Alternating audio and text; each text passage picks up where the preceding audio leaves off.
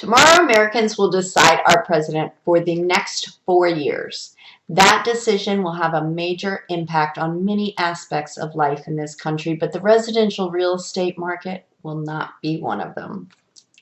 Hi, I'm Rachel Rajala out of Northern Virginia with RE/MAX Allegiance. And first of all, don't forget, if you haven't already, get out and vote tomorrow. So I want to address the election and the housing market.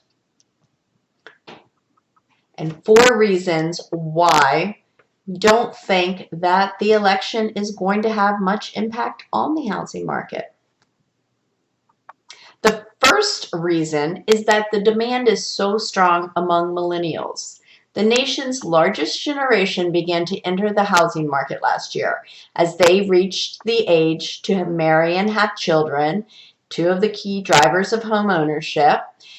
And as the Wall Street Journal recently reported, millennials, long viewed as home renters, were reluctant or unable to buy, and they are now emerging as a driving force in the U.S. housing market's recent recovery. So those millennials have really been driving the market. Second, mortgage rates are historically low. All-time low mortgage interest rates are driving demand across all generations. And the strong demand created by this rate drop has countered other economic disruptions, such as a pandemic and a recession and record unemployment. Through all this, the market has held strong. The third is that prices continue to appreciate. The continued lack of supply of existing homes for sale, coupled with the surge in buyer demand, has experts forecasting that the strong price appreciation over the next 12 months will continue. And fourth, history. Let's take a look back at our history. Though it is true that the market slows slightly in November when it's a presidential election, the pace returns quickly.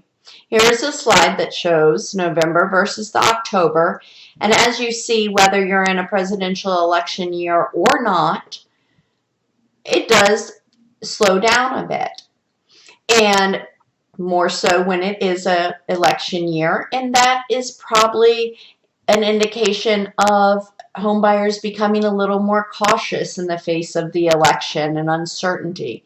But this caution is temporary and ultimately results in deferred sales as economy, jobs, interest rates, and consumer confidence have more meaningful roles in the home purchase decision than a presidential election.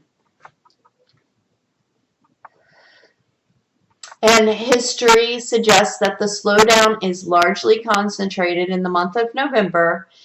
In fact, the year after a presidential election is the best 4-year cycle. So this suggests that the demand of new housing is not lost because of an election uncertainty. Rather, it gets pushed out to the following year as long as the economy stays on track.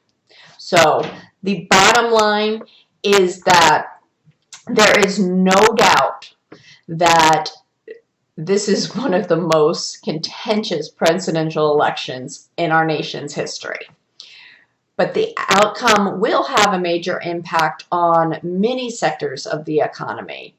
However, as the economists at Zillow explained, while the path of the overall economy is likely to be more directly related to coronavirus and political developments in the coming months, recent trends suggest that the housing market, which has basically withstood every pandemic-related challenge to this point, will continue its strong momentum in the months to come.